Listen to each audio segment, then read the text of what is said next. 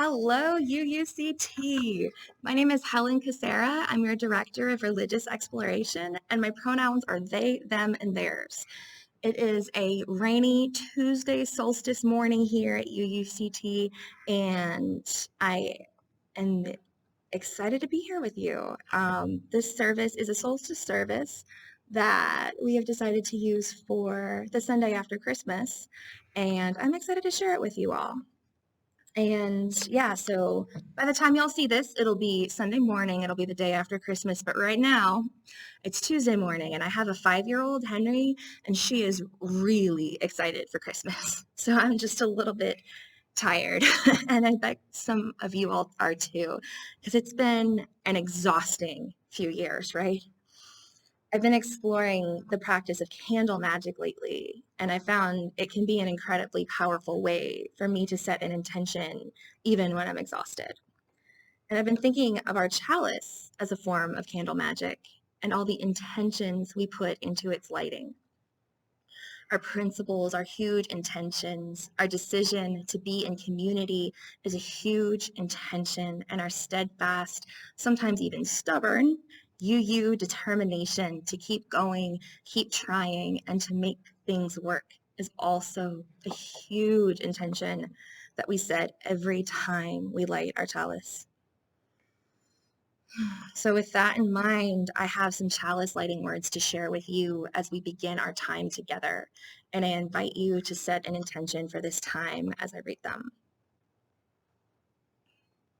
Spirit of life, spirit of earth, God of sunshine and frigid wind, promise of drought and of rain, illusion of comfort, goddess of justice, shepherd of dreams. We welcome you and the ugly wholeness of your holiness. We welcome ourselves and the beautiful wholeness of our humanity here to this space, to this moment in time together. May we cherish this time, one another, and ourselves. Blessed be.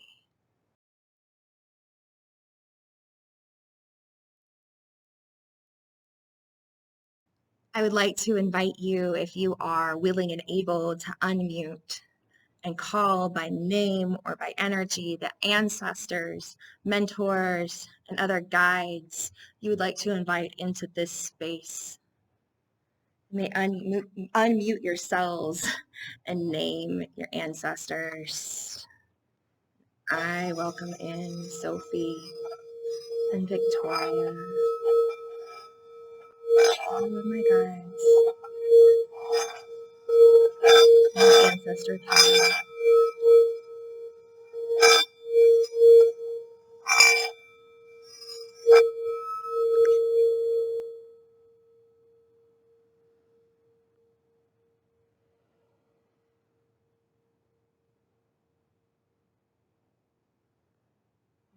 And with immense gratitude, I would like to invite our ancestor, Matthew Taylor, to join us and feel our deep love and gratitude.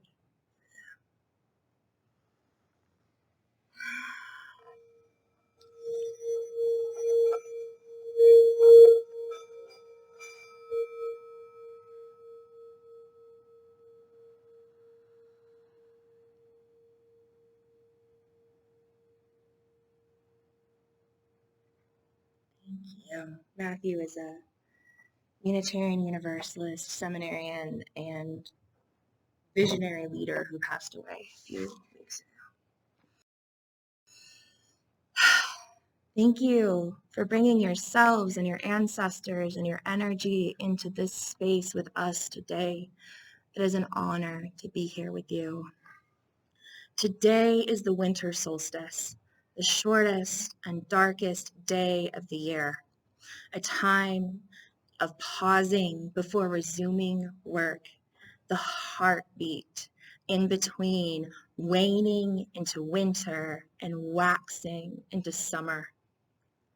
Many pagans like myself mark this day as an important moment in the yearly calendar and celebrate the solstice with special altars, rituals, and symbols. When I teach children about the winter holidays, most recently my own child, who exclaimed, "Look, genies," when she saw a nativity scene a few weeks ago. When I teach children about the winter holidays, it almost always starts as a conversation that's a question about Christmas. And then eventually, if we get to cover everything, it becomes a conversation about nature, prehistoric religion, Saturnalia, the Crusades, colonization, and white supremacy culture. My wife likes to remind me that not every question needs to turn into a religious education exercise, but that can be a difficult balance to navigate when every single one of those topics directly relates to the question, why do people celebrate Christmas? And it can be especially tricky when so much of this time of year is Christmas and Christian-centric, in spite of most major world religions also having a major winter holiday. Now, Christmas is cool. I am pro-Christmas, team Christmas. My family celebrates Christmas. And it's great, don't get me wrong, but it's only part of the story. We receive so many messages during this season about the holy darkness of Advent and of Mary's womb, about blessed anticipation, about the need to pause and appreciate the rich abundance of the dark. That is a beautiful sentiment. It's beautiful, it's necessary. We need to appreciate the rich abundance of the dark. And most of our cultural connotations of words and concepts like darkness and blackness, most of those words in our society carry negative connotation. And this is directly related to the deep-seated belief baked into our culture that blackness is inherently bad. Now, that is an uncomfortable thing for me to say, and probably an uncomfortable thing for you to experience. Hold on to that discomfort, especially if you have white skin privilege. We are coming back to it in just a minute. So when I consider Advent, and I consider all of that and all of the connotations of words used around Advent, I can't help but wonder, why is the primary narrative in our culture around a good darkness when we know we need good darkness and good darkness is all around us? Why is that primary narrative of a good darkness the one sanctioned by colonizers that features a pale-skinned, blue-eyed, angel-faced baby as the grand prize at the end? Surely that can't be the whole story. Now, of course, we do know that Jesus of Nazareth was a brown man, and I am talking here about how he is portrayed culturally, especially around this time of year in the States. I mentioned earlier that I'm pagan, and as a pagan and as a witch, I see metaphors of dark and light used frequently in the spiritual circles I exist within, and it almost makes sense. It really does. On the surface, it looks like dark and light is just a natural extension of as above, so below, all of these concepts of balance within nature that we encounter. However, if we choose to explore just a little bit further, take one more leap into this unknown territory and explore, it becomes apparent that these and so many other binary terms do incredible harm.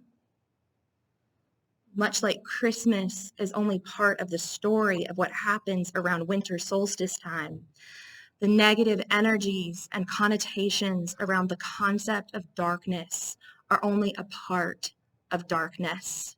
And they might not even be a true part of darkness. They might be our interpretation of it. If we stop at our interpretation of darkness or culture's interpretation of darkness, we all lose critically important context. And the word darkness no longer means a rich, fertile soil, but has come to be associated with biases and pain and oppression in our society. My mentor likes to say that Mercury retrograde comes around about 4 times a year because we need it that often. She says that Mercury retrograde is like a cosmic reboot for the collective software. It's an opportunity to let our stuff hang all out so that it can be resolved. Mercury retrograde brings up a lot of shadow work. These ideas, shadow work, Mercury retrograde, working through our stuff, demand a kind of radical honesty about our trauma and our experiences and what we can do with them. And we need that. My mentor says we need that because human beings will stay comfortable as long as the universe will let us. But the universe doesn't like to let us. We are not here to be comfortable. We are here to learn and grow as humans and as souls. And in order to do that, we must hold space for our entire selves, the shadow included. Our shadows hold important information about ourselves and context for our experiences. Author Resmaa Menakem writes about this in My Grandmother's Hands, Racialized Trauma and the Pathway to Mending Our Hearts and Bodies. He says many times, trauma in a person, decontextualized over time, can look like personality. Trauma in a family, decontextualized over time, can look like family traits. And trauma, decontextualized over time in a people, can look like a culture, and it takes time to slow it down so you can begin to discern what's what. What's what? Solstice is a sacred opportunity to slow down and discern what's what, to choose with intention what we will bring with us into our next phase.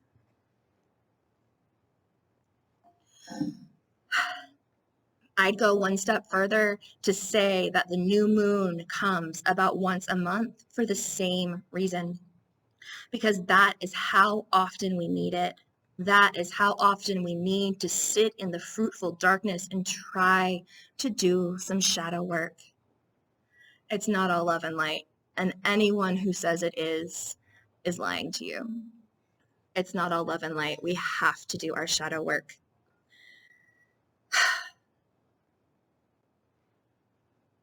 There's often this misconception that shadow work is our bad stuff, the icky stuff, the parts of ourselves that we push away because they're not pretty, they're not polite, they're not really nice enough to reside on the surface all of the time. But of course, it's never quite so simple.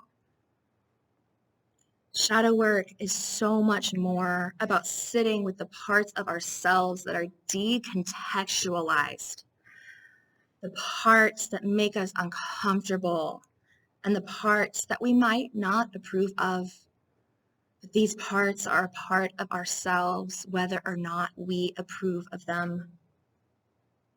Shadow work is about getting in touch with the parts of ourselves that we have repressed, pushed away, or otherwise ignored, because dealing with them might be painful, uncomfortable, or life-changing in a way we may not feel ready for.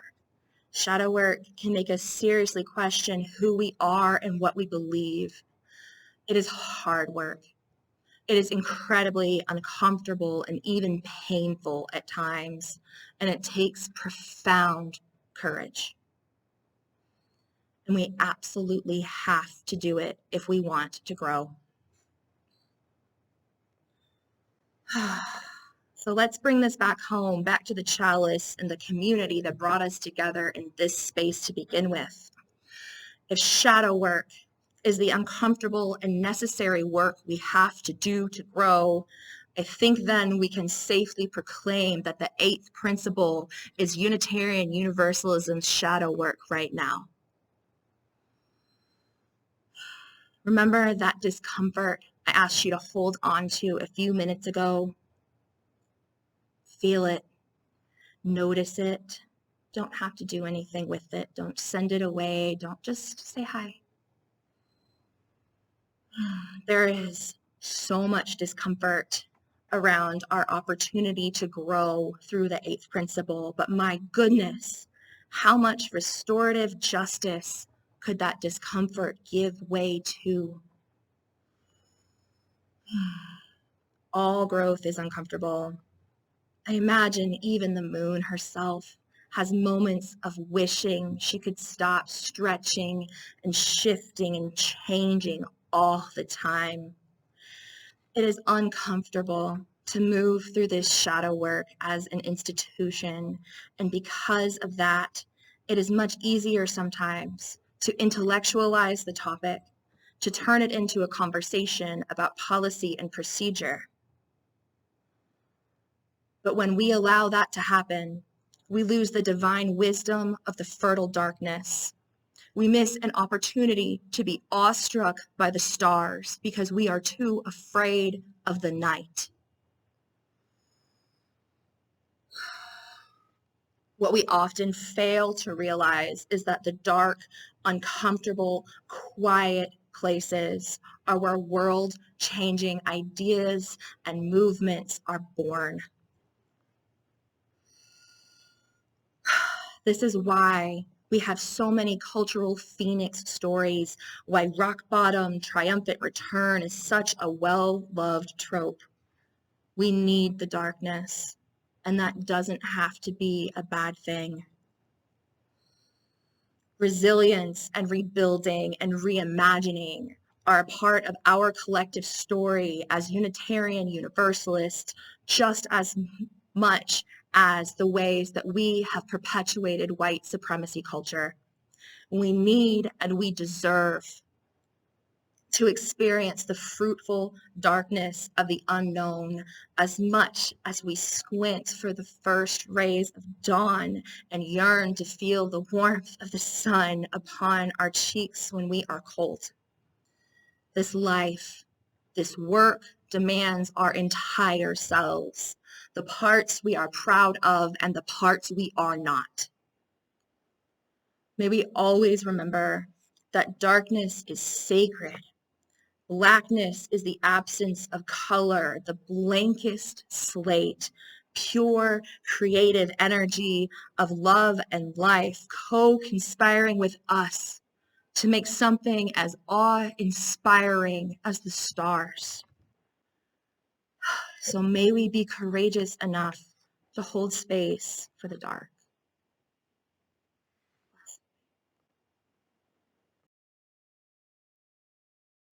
I invite you now to settle into your seat and join me for a few moments of reflective meditation. The rain is hitting the sanctuary roof right now, and it is the perfect atmosphere for meditating. So I'll try to stay awake. Take a deep breath. Feel your body holding you. Feel the structures holding your body, your seat, your wheelchair, your couch, the floor. Feel it holding you however you can. Feel the earth holding you and the universe holding all of us.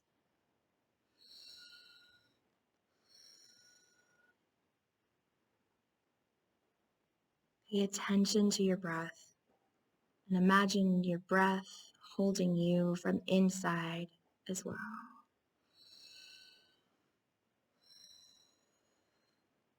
Now imagine in your mind's eye absolutely nothing. Imagine the vast, rich, fertile darkness. Imagine the heartbeat of the cosmic mother and allow yourself to be held by her. Be held by the velvety, smooth darkness all around you. Stay there just for a moment.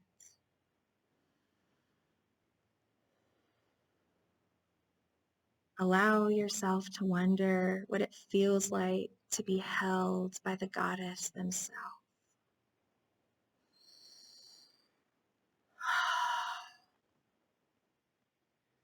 Now imagine a tiny spark somewhere within you. Where does it show up? What features does it have? What does it have to communicate to you?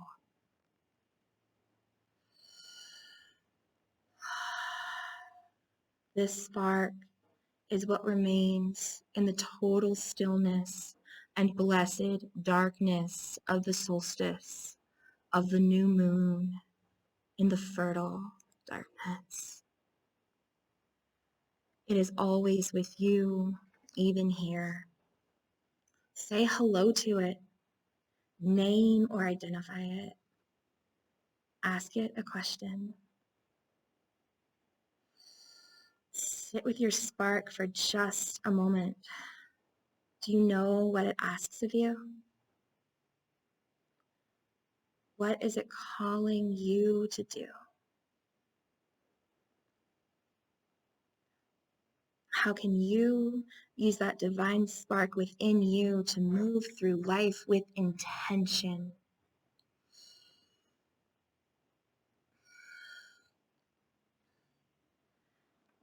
I invite you to stay in that space of wondering and reflecting on this spark as we experience this beautiful piece of music that was written by Christy Simpson and performed by Unitarian Universalist musician Lee Kinvey.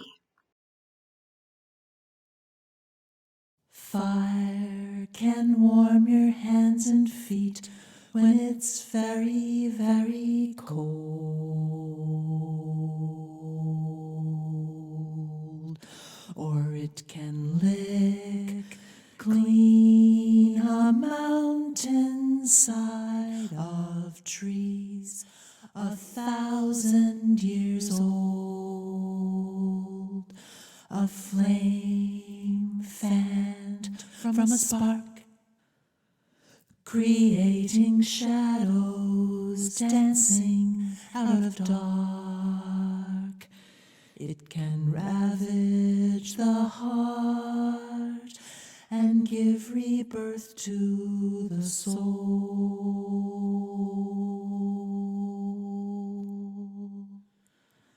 Fire can warm your hands and feet when it's very, very cold.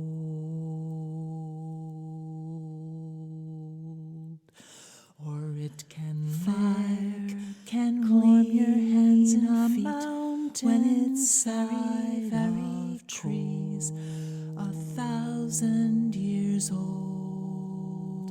Or it can lick clean a mountainside, creating shadows 1,000 out of dark. It can ravage the heart from a spark and give rebirth, creating shadows dancing out of dark. It can ravage the heart, warm your hands and feet, and give rebirth to the soul. Fire can warm your hands and feet when it's very, very cold. Can warm your hands and feet when it's very, very trees. Can clean a mountainside of trees 1,000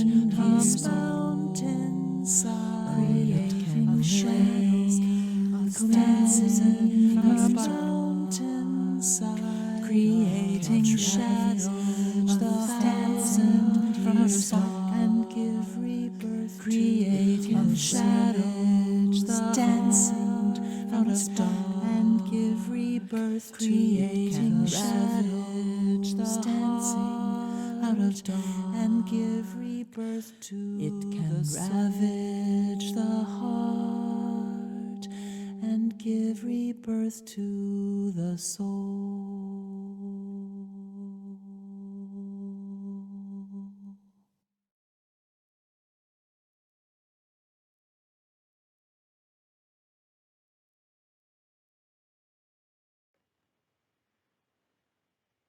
I'll leave you today with this prayer that I wrote around this time last year and an invitation. I invite you to hold tight to and revisit often the holy darkness and the sparks that remain steadfast even today on the shortest, darkest night of the year.